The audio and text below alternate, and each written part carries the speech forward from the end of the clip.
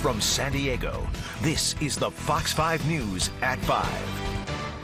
If you're just joining us, with San Diego County now on the state's coronavirus watch list because of the rising rate of positive cases, county officials are now shutting down more businesses. And joining us live now to break down the new restrictions and the latest numbers is Supervisor Nathan Fletcher. Supervisor, what are these new restrictions everybody needs to know about, and when do they go into effect?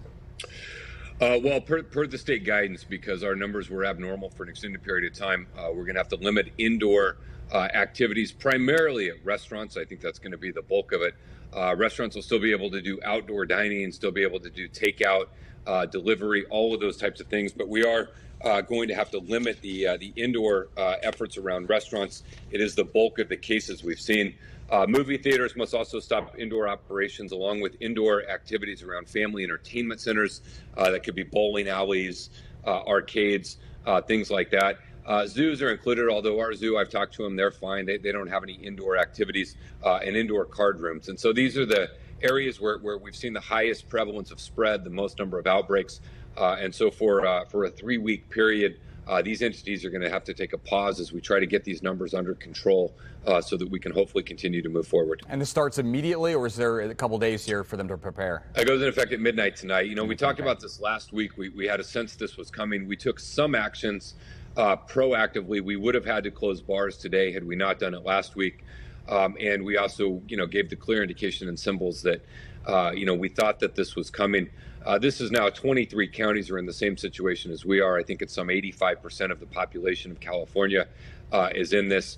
And, as we opened a lot of things up, we saw a pretty significant increased spread.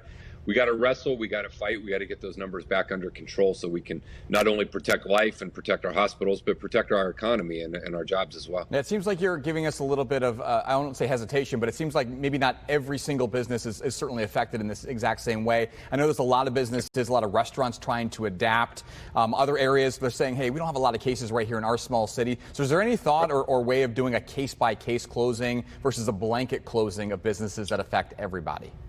Well, we are doing a case by case, and that we're not going after the retail is still open. I mean, the overwhelming majority of our economy will still be open. The unfortunate reality is the overwhelming number of outbreaks has been tied directly to bars and restaurants, and that's why the state has put out the guidance that they have. Is these are the industries that are most impacted. And again, we didn't want to close these industries, so they're still able to do takeout, still able to do delivery, and still able to do outdoor dining.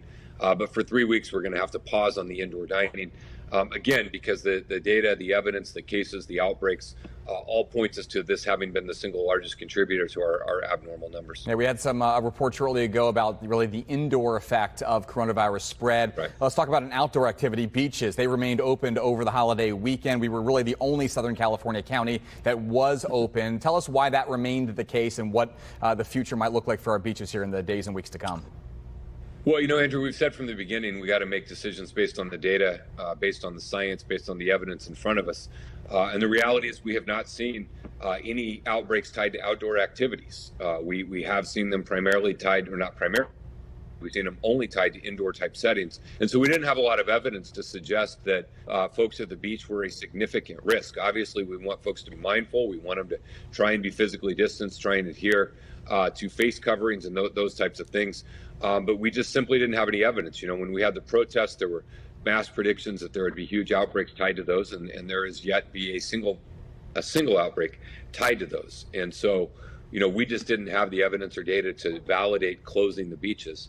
And in talking to the mayors in the coastal cities, they thought that they could maintain order and keep people spread out. And I think by most accounts, we did a good job as a region. And with that said, we have seen a big number as far as a jump in the number of cases in the county over the past few days, which has landed us where we are as far as taking this step back. So tell us what viewers need to know about the rising numbers. Is it really more a case of the increased testing that we're doing, or can any of the increases maybe be attributed to the reopenings, and how can we decipher the difference?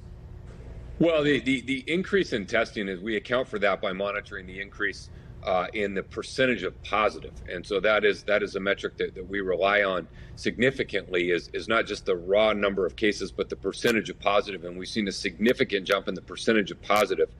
We've also seen a significant jump in the number of outbreaks in what we call community settings. So these are in workplaces, private homes, restaurants, bars, other types of locations. And the simple reality is we opened a whole lot of things all very quickly together. And so it provided much greater opportunity for spread. I also think there was probably a little bit of a fatigue after the lockdowns. We flattened the curve. People thought, well, we're going to be fine. And so perhaps, in some way we might have lost our edge a little bit in terms of our focus. But, when we reopened, we put out these metrics, and we said these metrics would guide. They'd serve as an early warning indicator to tell us to do something different. And so that's where we are today. And nobody wants to close anything. But I think what we're doing is a targeted and focused effort to allow us to keep as much of our economy up and running as possible. Look, let's slow the spread.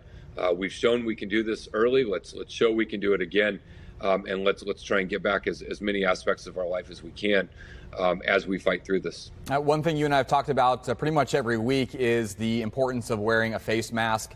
Somehow it's become something of what feels like a political fight at times. I'm not quite sure why. It's simply science. But why do you think so many people have become resistant to wearing facial coverings, even though it's been a county requirement and now a state requirement for months and in the state's case, maybe for weeks? Well, I think in so many ways we're a very divided country right now. We have these political tribes, and it is a point of probably maximum division in our country today. And I think what's unfortunate is there's nothing wrong with principled disagreement. I just wish we'd leave the politicking to debating gun control or abortion or immigration. In this case, we have a global pandemic that only happens once every 100 years. And it would be great if we could just come together and work the problem. I'm a Democrat, but I had a good conversation earlier with a good friend of mine who's a very committed Republican who just said, look, we can vote for who we vote for. We can disagree on a lot of things, but this is an issue of health. This is an issue of science. This is an issue of getting our economy up and running. And so let's come together and let's work the problem in a nonpartisan, non-ideological way, and let's get through this. And then we can keep disagreeing about all of those other things. And that would be my hope, that somehow we could summon or find that spirit. Lastly, Supervisor, I want to ask you about the reopening. So you've really been on the side of being maybe on the slower side of reopening things to this point. Have you had conversations with your colleagues on the Board of Supervisors regarding the decision to open up what we did when we did, and has any of their stances changed? Well, I'm going to let them speak for themselves. I mean, it is, I've taken considerable flack over the past few months for wanting to do that. The reality is, Andrew, it doesn't matter. There will come a day and time where we can look back on what we should have done, when and how and where. But look, here's where we are today. And where we are today is we've got a spike in cases. We've got a spike in outbreaks. We've got a spike in percentage of positives. And so now we need to figure out how we come together, how we limit a few things in as modest way as we possibly can. How do we get these numbers back under control? And then how do we hopefully have that provide a new focus and energy as we move forward, while we control and slow the spread, while trying to get as much of our life back as possible. And so, my focus really is, this is where we are, and what do we do about it moving forward, and how do we chart the best path forward? Hopefully we work together to make it happen one way or another. Supervisor Fletcher, appreciate your time and insight as always. Thank you. Thank you.